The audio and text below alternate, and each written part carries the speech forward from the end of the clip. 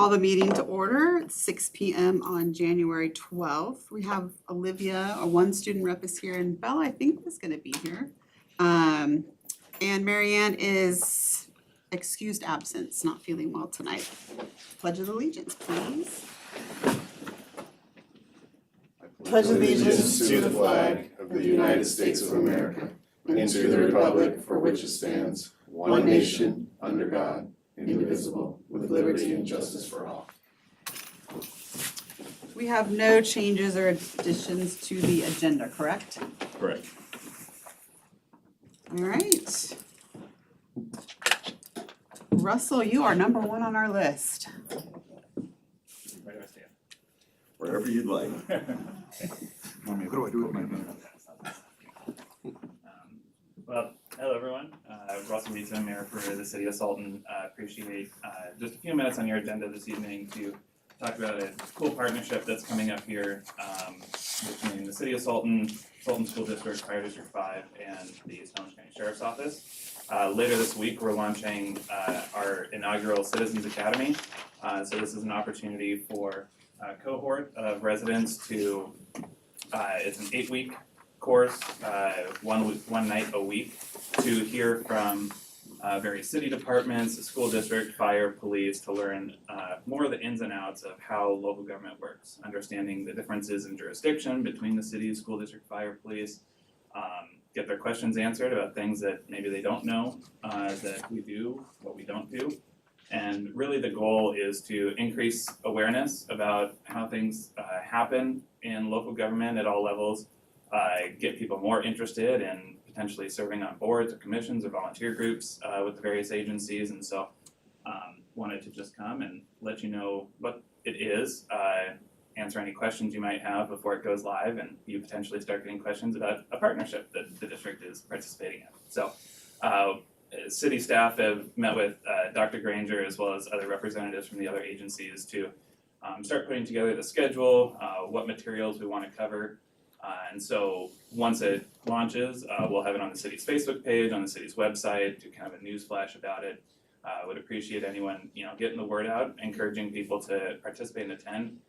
The one thing that gets a little bit funky when we do this multi-jurisdictional thing is because it's heavy on the City of Sultan, we're limiting this one to City of Sultan residents. So certainly understand the district goes beyond City of Sultan jurisdiction, and down the road, we might look at, an expanded Sky Valley Citizens Academy kind of thing, but as the kickoff, we're focusing on City of Sultan. So that's really all I had to share. That flyer is what we're gonna use to get the word out and have that posted around. So happy to answer any questions. And the one last thing I'll just mention, at the end of it, we're going to host a graduation for the cohort, and we're working to coordinate a joint City Council, School Board, and Fire District Commissioners meeting to congratulate the folks for getting through it, give them an opportunity to meet all of their local elected officials, as well as make sure that all of our local elected officials know each other, because we all have responsibilities for various things in our community, but I'm sure that there's a lot of folks that don't know other folks that are in important roles in the community. So Awesome. I think it's great. That's a What's great our idea. responsibility, I guess, would be my only question. you're as board members Just or as as for the the district district, as a whole? yeah. So we're working with Dr. Granger to put the schedule together. I think it's gonna be 1 or 2 nights that are gonna be schools focused. And so it'll be school district staff, probably Dr. Granger and whoever he deputizes to come and speak to the cohort and talk about school district related things. Awesome. And then at the very end, for all of you, attendance at that joint meeting where we congratulate everyone on finishing. Nice. Do you guys have any questions?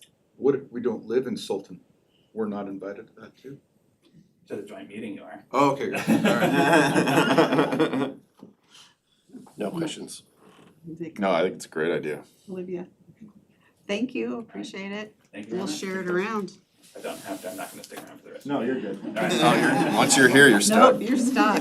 Lock the doors. Closes and yeah, you're in here. All right, we are gonna talk about the WASDA conference debrief.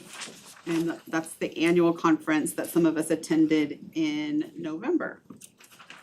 Who wanted to go first? Kayla's gonna kick us off.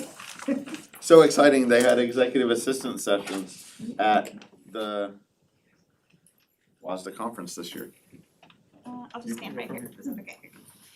So at the WASDA conference, I attended lots of sessions. The first one being Bridging the Gap, Building Real Connections Between Students and School Boards. And it was presented by Phil Boyd, who was the creator of Link Leaders. And so he was very comfortable with the students and the board members that were present, and asked, what can boards do to connect with the community and the students? And there was just lots of hands-on, really just collaborative work between boards and students. And so it was really fun to see. And he asked board members, how do you pave the way to higher levels of collaboration? And, it can be as small as, saying hi to 5 people by 9 a.m. That was his one thing that he said he does every day to connect with students and community. So just little things like that I thought was fun to learn about and think about. The other one was Public Records Essentials for board members. And just a reminder, every record you create that is for school business is a public record. And a great example came from the city of Spokane Valley, where a board member was posting on their personal page, Facebook page, about school board politics and received a private message on their private account. And someone requested the records for that page. The board member said no.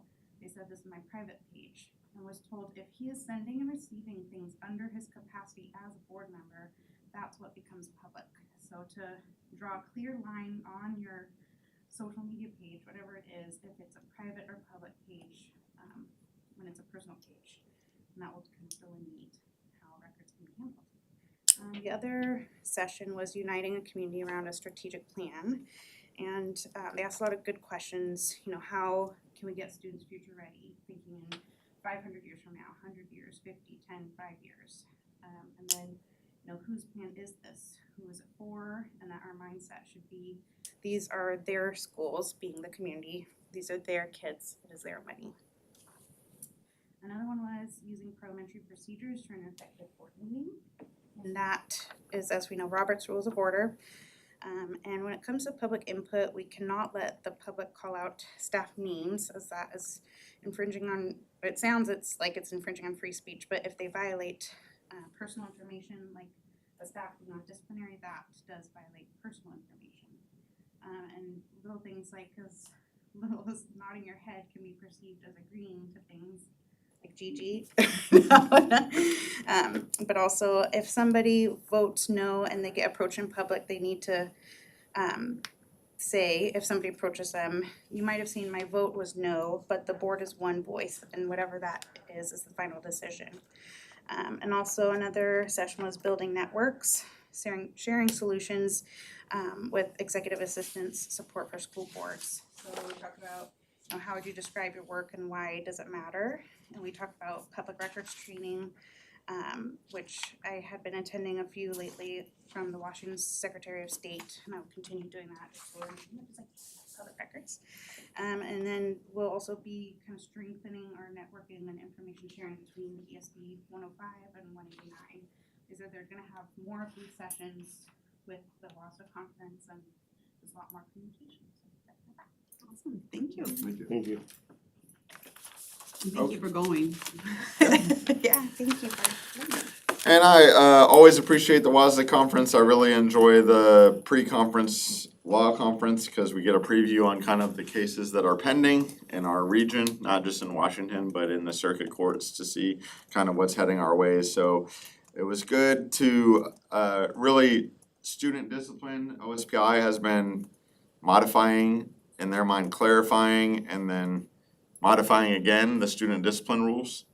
So it's good to just hear what they refer to as the good, bad, and ugly of the rules and how we can adapt what we're doing to get in compliance with the things that are changing, and then provide feedback to OSPI, reminding them, the teachers are the primary disciplinarian, they run their classrooms, so let's make sure we have clarity around empowering those people to do that work. So that was good. The not positive part was we actually heard from an attorney that we work with on a lot of special ed stuff, and this revolves around the rule that came late in the session last year, and it actually came up at the legislative conference this weekend, that they're going to mandate that you report all your SPED funding to a state code, which is going to make it look like the state is paying for all of special ed. but it's just a way to move the money over to the state side to appear as it's using that, but it's not actually how districts have to resource the money. So they just said, keep an eye on that, and came up again at the legislative conference that you need to be aware that although your budget's going to potentially look like you're spending all that money out of the local side, that that's just a change in how they're making districts report revenue and expenditures. So, and then I attended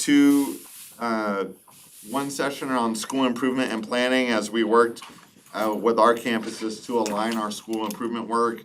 Some work around how to create data dashboards, how can we make them look similar from building to building so schools and a community know what our schools are working on.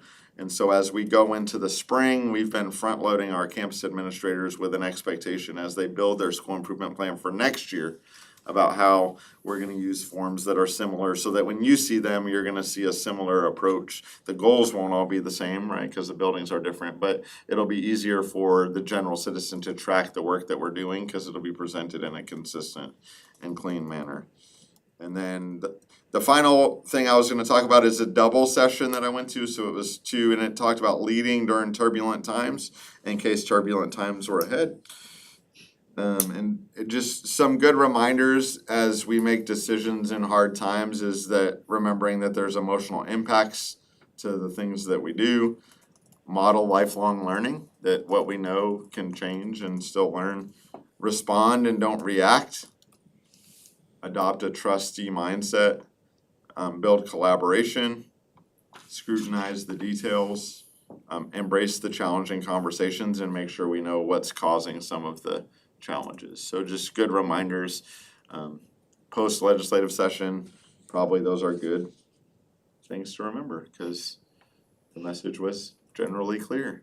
The state has challenges ahead and there's trickle down effect to that that's going to come to local decision making and things, and those times, you know, have impact to local people that we have connection to. So just remembering those things is important. So I appreciated the time going and always do. I hope next year we can get more board members there, and I think they do try to put together a pretty good program of, and as noticed by expanding to executive assistants and expanding the student rep sessions, they're trying to be, I think, responsive to a changing demographic of board members on the political spectrum. So I appreciated that. So.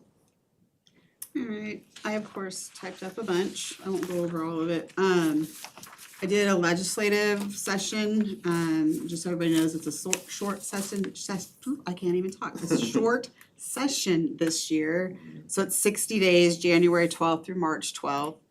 Basically tweaks and updates. One of the quotes was, there isn't money to pay for what's needed, let alone new spending. One thing that we hear a lot about are people taking their kids out of public schools. 90% of eligible young people in the state are in public schools. So think about that.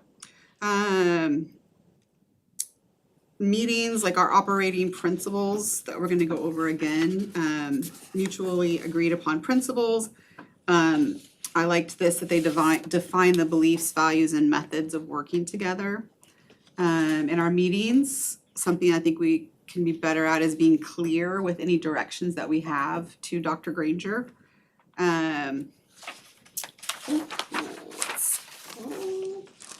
Student reps, consult them before issues happen and make sure that they feel like they are included in decisions. And one of the big things they said was to get into the schools. Energize and organize meetings, align with district's strategic plan. I just kind of listed out some of the things that they discussed about evidence of board effectiveness and then common mistakes of board members on low achieving districts or in low achieving districts and low performing boards. That you guys can read through that. One of the big things that they said was our board meetings are about what the board wants to see, not what someone at the office wants to tell us. It's more of what we want and not what somebody wants us to see. Board action matters, board standards are a system. the most important relationship in the district is the board and superintendent relationship. And I thought this was good. Once you're elected, your team is the kids, not those who voted for you. You've been traded. And then kind of going to what Chris was saying about, getting more of us to go to the conferences and stuff. There was, I believe it was during, I'm not sure which keynote session it was, but it was talking about well-trained boards and how effective governance is a catalyst for student success. And effective governance from your board gets a 10 to 15% increase in student performance metrics and a 20% higher graduation rate. The cost of inaction, no board training, 25% higher turnover rate in superintendents, and $500,000 cost to us. So it may not seem that going to these things is important, especially when we have budget constraints, but they said it's been proven that the boards that do attend these trainings and everything, and bless you, the cost to the district, when you don't go, the cost is higher than paying for us to go. And how can we expect our students to embrace lifelong learning if we as leaders don't model it ourselves? And then if you want to, you can do the rest of it. That is it. And that was all of us, correct? Yes, ma'am. And then we just did a legislative session discussion is what we're gonna do next. Isaac, myself, Dr. Granger, and Bella went. And I wanna say Bella did a panel at the end where they had a bunch of students up there, and she did awesome. She's a rock So star. she did great. She makes this district look really good. She did. 'Cause, yeah, so, there was not a lot of positives It's very out of it. negative. So Isaac, do you wanna Sure. start?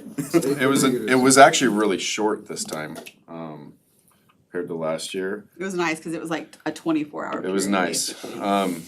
But it was not good news. It was the two reps that were there, I give them props for being there because they literally ended their speeches to us with, you guys are all gonna not like us. I mean, that was the Republican, Democrat, it had nothing to do with what side you're on. It is, they're having major cuts gonna happen.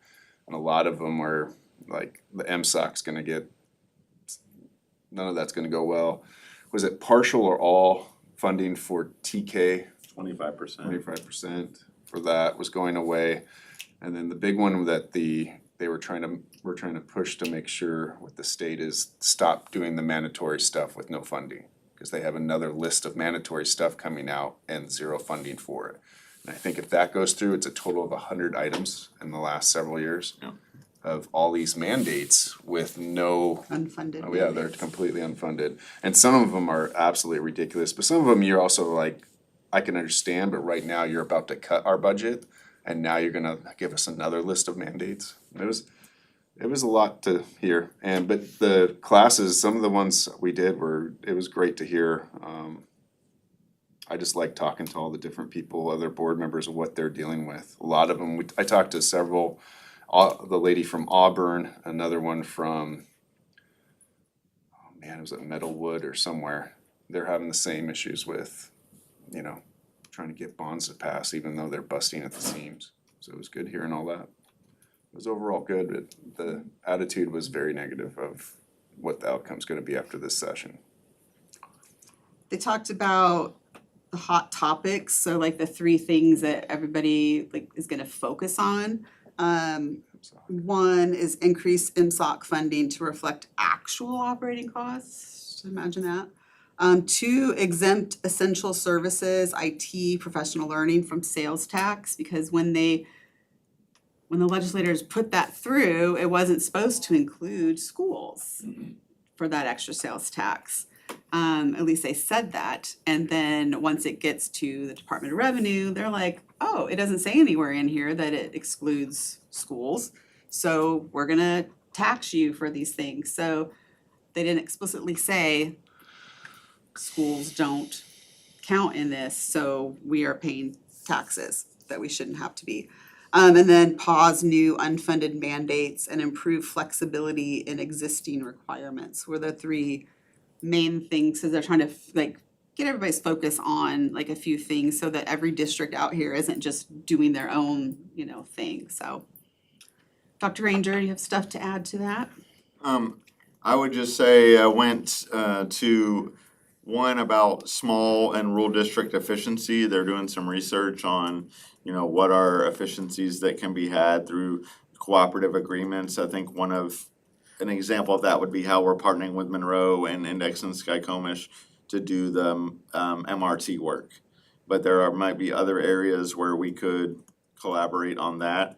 I was talking to the Monroe superintendent a couple weeks ago about we need more higher level classes in our high school. Yes. That may not mean that we have enough to fill a classroom, but if we work with those around us, they might have a couple students, we might have 7 students. And between the 3 or 4 of us, we might be able to work on getting a teaching unit that could address some of those learning opportunities that our students are working for as we push for a goal of an associate's degree at graduation as the next thing for our high school.